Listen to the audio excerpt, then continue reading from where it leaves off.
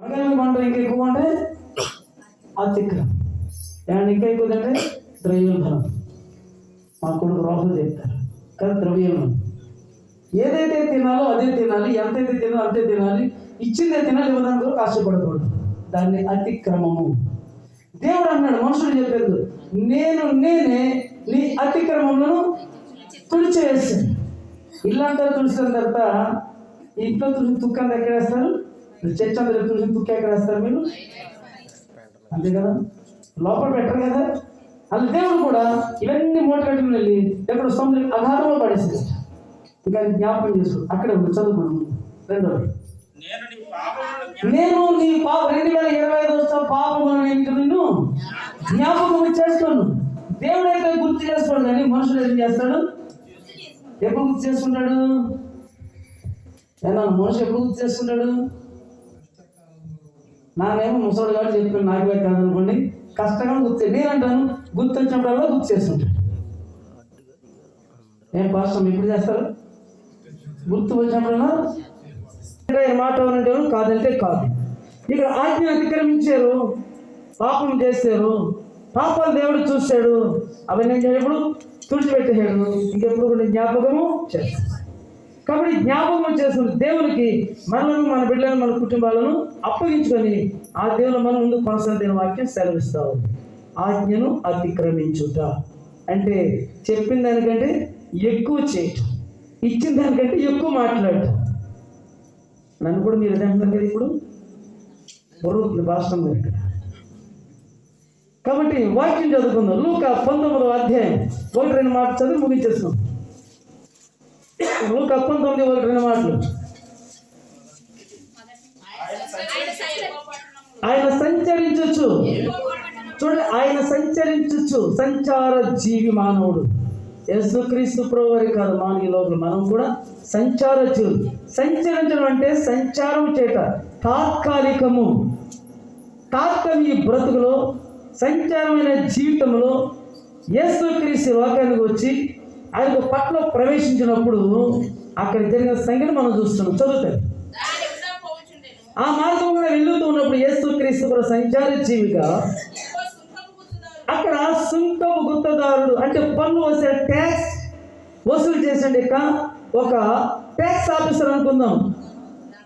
ఆవిడ ధనవంతుడు, పేరు కూడా ఉంది. ఏం పేరండి? జక్కయ్య. మాటకు పరిశుద్ధుడు అని అర్థం. కరెక్ట్. పరిశుద్ధుడు అంటే ఎవరు? పరిశుద్ధుడు అంటే ఎవరు తెలుసా? మీకు ఏమైనా తెలుసా? పరిశుద్ధుడు అంటే ఎవరు? ఏ పాపం అని పావనమూర్తి. ఎవరండి ఆయన? యేసుక్రీస్తు. అంటే జక్కయ్య ఎవరు కొడుకు? ఆయన కొడుకే. ఆయన కొడుకైనప్పుడు కూడా ఆయన తండ్రి ఎవరు తెలియదు కూడా బతుకుతున్నాడు జక్కయ్య. ఇది చాలా భయంకరం. మీ బాబు పేరు ఏంటన్నా? మా బిషప్ అన్నట్టు మీ బాబు పేరు, మా బాబు పేరు అభిషేకం అని చెప్పిన మా నాన్న పేరు అడుగుతున్నాను. సరే, వాళ్ళ బాబు పేరేంటి? వాళ్ళ బాబు పేరేంటి? వాళ్ళ బాబు పేరేంటి?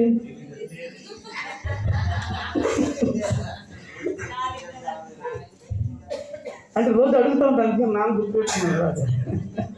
కాబట్టి జక్కయ్య గారికి ఒక తండ్రి ఉన్నాడు. తండ్రి పరిశుద్ధుడు. ఈ తండ్రి పరిశుద్ధుడు అంటే కొడుకు అపరిశుద్ధంగా జీవిస్తూ ఉన్నాడు.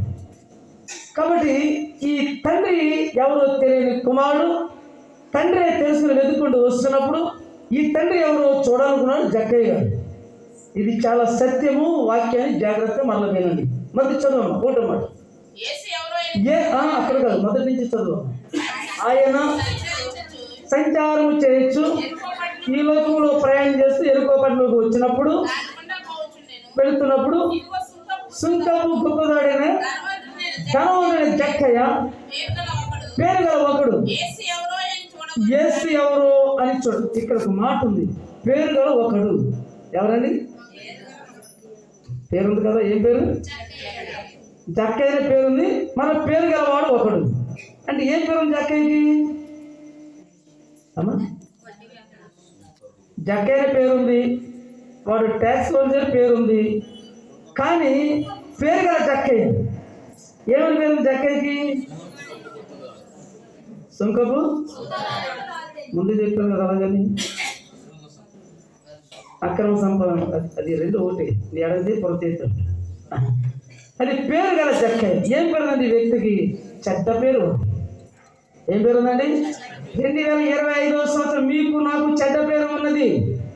ఎందుకంటే కుమారుడు మాట్లాడు, నేను మంచివాడు చెప్పేసి కరెక్ట్, నేను మంచివాడు కాదు కరెక్ట్. కానీ ఇప్పుడు నీకు ఒక పేరు ఉంది, మంచి పేరు లేదు, చెడ్డ పేరు ఉంది. నువ్వు ధనవంతుడివే, నువ్వు గొప్ప వ్యక్తివే, నువ్వు ట్యాక్స్ వసూలు చేసేవాడివే, నువ్వు ఎంత అంటే వసూలు చేస్తే ఎంత అంటే కట్టవలసింది. నీకు ఒక పేరు ఉంది, చెడ్డ పేరు ఉన్నది. చెడ్డ పేరు ద్వారా ధనం సంపాదించు.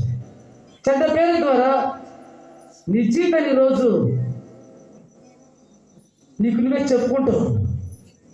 కానీ నీ పేరు నా పేరు జీవకరంగా రాయబడాలి. ఈయనకు ఒక పేరుంది, ఈ పేరు ఏం పేరండి? చెడ్డది. చెడ్డ పేరు జీవకరంగా రాయబడు. చెడ్డవారు పరలోక రాజ్యంలో ఉండదు. కొడుకు అని అనబడినప్పుడు కూడా వారు పరలోక రాజ్యానికి చాలు. కొడుకు అనిపించిన యోగ్యత ఉన్నప్పుడు మాత్రమే పరలోక రాజ్యం ప్రభు దగ్గర మనం ఉంటాం. లేక యోగ్యత కలిగినప్పుడు తండ్రి దగ్గర మనం ఉంటాం.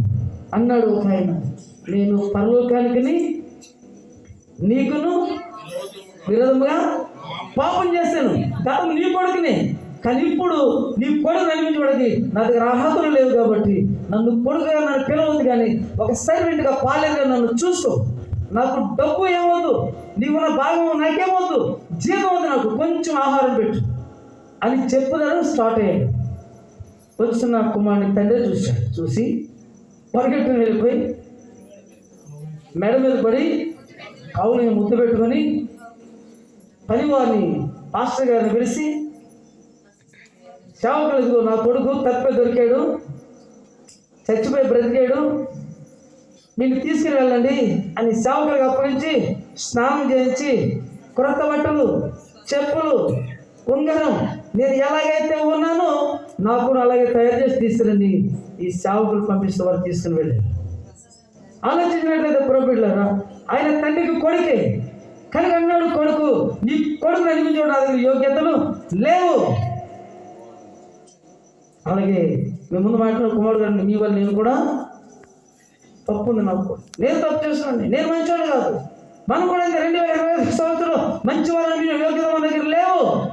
2026 సంవత్సరము ఈ ప్రారంభ నెల నేటి 5వ రోజులు మనం ప్రభు దగ్గర ఒక పరిస్థితి మన ముందు ఉంది.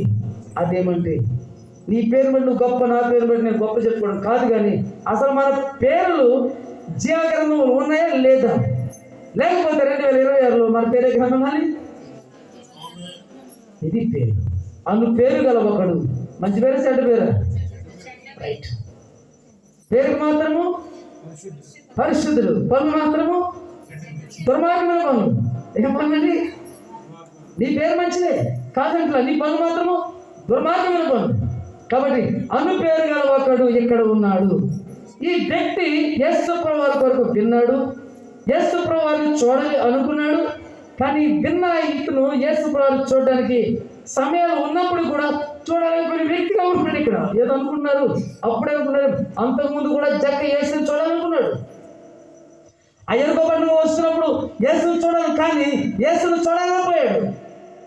అది రెండో మాట వచ్చినట్లయితే చూడలేక పొట్టువాడైనందున త్వరగా వెళ్ళిపోయాడు. ముందు చూడాలనుకుని చూడలేకపోయాడు.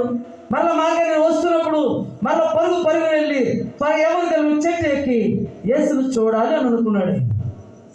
వాక్యం మీకు అర్థమైతే జాగ్రత్తగానండి. ముందు చూడాలనుకున్నాడు, కానీ ముందు యేసు ఎవరో తెలుసుకున్నాడు, కానీ చూడలేకపోయాడు. చూడాలని జక్క యేసును చూడాలనుకొని ముందుగా వెళ్ళిపోయాడు. అంటే అంతకుముందు వెళ్ళలేదు, వెళ్తున్నాడు. ఎవరి అంతకుముందు కూడా వెళ్ళలేదు, చూడలేకపోయాడు. అంతకుముందు